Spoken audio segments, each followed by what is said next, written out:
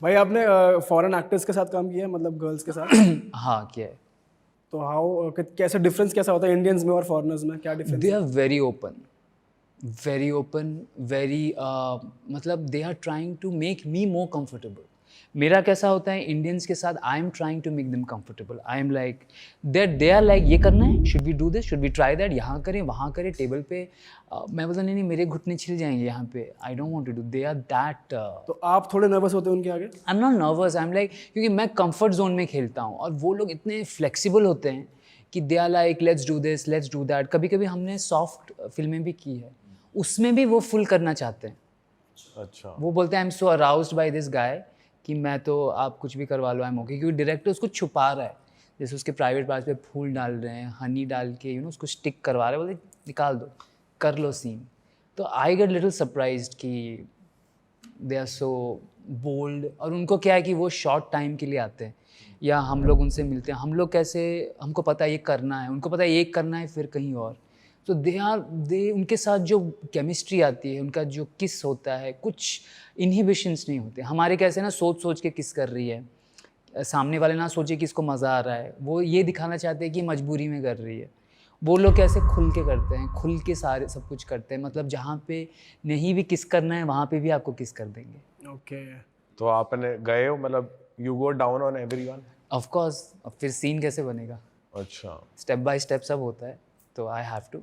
तो आप उस टाइम सोचते यार हाइजीन का और ऑफ कोर्स वही हाइजीन, तो मैं जैसे ही बोलता हूँ I always carry wet wipes. मेरा हमेशा एक पाउच रहता है, तो उसमें वेट वाइप्स होते हैं, टॉवल होता है, पानी। आज भी लाए हो आप? इसके बाद कहीं जाओगे? नहीं, कुछ कुछ तो है, सब नहीं है, बट वहीं पे मैं एक पानी का बॉटल सब रखता हूँ। मैं उनको कान में बोलता हूँ जाओ थोड़ा क्लीन करके आओ। भाई आपका कुछ लॉन्ग टर्म विजन भी है? जैसे अगर आप एक एक्टर की तरह वो काम कर रहे हो and you are making good money, very good money, तो आप कभी सोचते हो अगर मैं प्रोड्यूसर बन जाऊं या मेरा ही चैनल हो, मैं ही कंपनी, मेरी कंपनी हो, तो मैं कितना पैसा बनाऊंगा? उस वे में आप सोचते हो कि मैं प्रोड्यूस करूंगा कभी आगे चल के? इस इंडस्ट्री में आई डोंट वांट टू, क्योंकि मैं पहले बहुत सेफ खेलता हूँ। I don't work in India. Producer बनूंगा तो मुझ पे और नज़रें आएंगी, और मुझे दोस्त लोग भी बहुत धमकियाँ देते रहते हैं, झगड़े होते हैं, कुछ ना कुछ कोई बोलता है। मैं तो अभी किसी के घर भी जाता हूँ ना, मैं एक सेफ्टी बाइट लेता हूँ कि वो कैसा? डोर खोल रही है, मुझे अपने घर पे लाई है। मैं 4-5 सवाल करता हूँ। मैंने 1-2 ऐसे रील्स भी बनाए हैं कि रील्स बना रहे हो आप, अपनी मर्ज़ी से बना रहे हो मेरे साथ।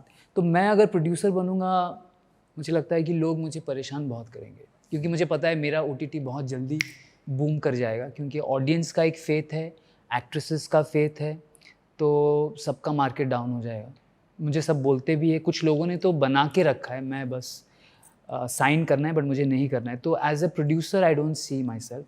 अगर मुझे टेलीविज़न या फिल्म्स में प्रोड्यूस डायरेक्ट करने का मौका मिले, मे बी। बस इस इंडस्ट्री में मैं एज एन आर्टिस्ट काम करता हूँ, दैट्स अबाउट इट। तो एक्चुअली लिमिटेड है ये, ऐसा है कि अभी है, फ्यूचर का मुझे पता नहीं। इट्स आपने एनल सीज भी ट्राई करे? कभी नहीं किया एक्चुअली। वो क्या होता है कि it's not very easy, you need उसके लिए, मतलब बातें बहुत हुई है, but most of these actors are inexperienced. तो उनको समझाओ, रिझाओ, उनको दारू चाहिए, ये चाहिए, सेट पे दारू वारू मिलता नहीं, तो हम सोचते हैं यार ख़त्म करो, दूसरा सीन है। तो फॉरेनर्स के साथ? उनके साथ भी नहीं हुआ है अभी तक एक्चुअली। मैंने एक बार ट्राई किया था, तो मैंने एक चीज़ देखा था कि हुआ है, बट सीन में कभी नहीं किया, क्योंकि उसमें बहुत कुछ एक प्रोसीजर होता है। आपको एक डूश बैग चाहिए, क्लीन करना है, बहुत कुछ है। अब ऐसे तुरंत नहीं कर सकते, उसके लिए प्रिपरेशन चाहिए, उनको रिलैक्स होना है, माइंड में 100 बातें चल रही है, और आई डोंट नो, हमने किसी को पूछा भी नहीं है इसके बारे में, तो आज तक तो नहीं हुआ है, अफसोस। अच्छा ब्रो, आप बता रहे थे आप पे एक डॉक्यूमेंट्री बन रही है जिसमें आपके पेरेंट्स भी हैं, थोड़ा मैं चाहता हूँ आप ऑडियंस को बताओ उसके बारे में। हाँ, तो ये बहुत ही अच्छी डॉक्यूमेंट्री फ़िल्म बन रही है, और इनफैक्ट उन्होंने मुझे मना किया था इंटरव्यूज़ देने के लिए, क्योंकि वो चाहते हैं कि सब फ़िल्म में आए, और बहुत अच्छी फ़िल्म बनी है। हमारे इंडस्ट्री की शूट्स को उन्होंने दिखाया है, और बहुत रेप्यूटेड प्रोडक्शन हाउस है, चैनल पे आएगा। उसमें मेरी मम्मी डैडी को उन्होंने ऐसे ही पूछा will they B okay, and they agreed. मेरे मॉम डैड सिस्टर सब है उसमें।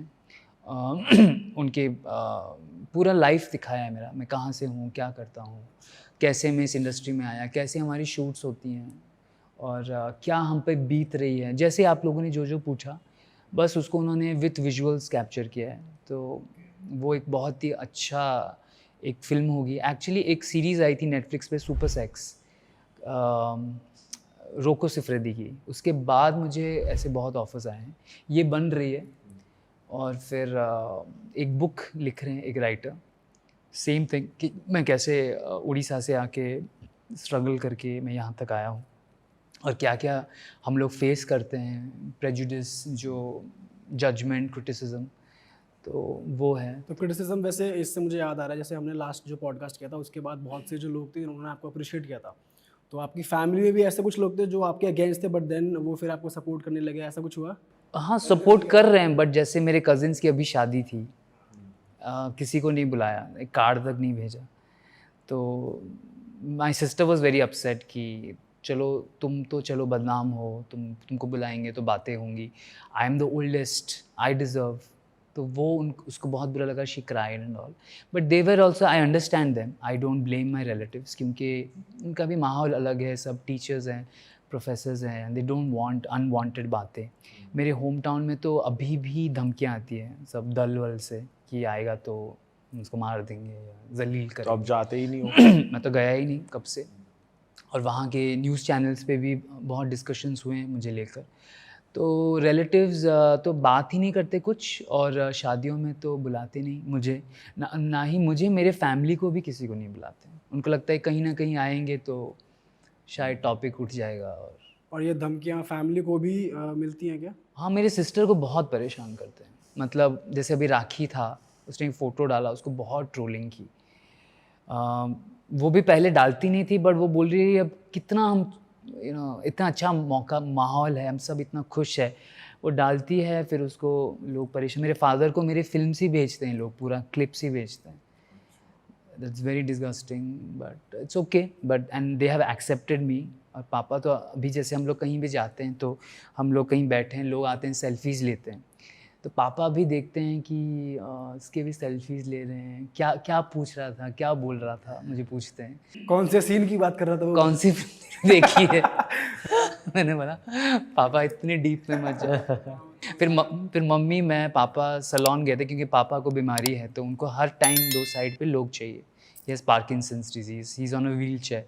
तो सैलून लेके गए थे, तो मम्मी जाती बोली देख तेरा फ़ैन, देख तेरा फ़ैन, सब तुझे देख रहे हैं, ये देख तेरे पास आ रहा है, आ गया।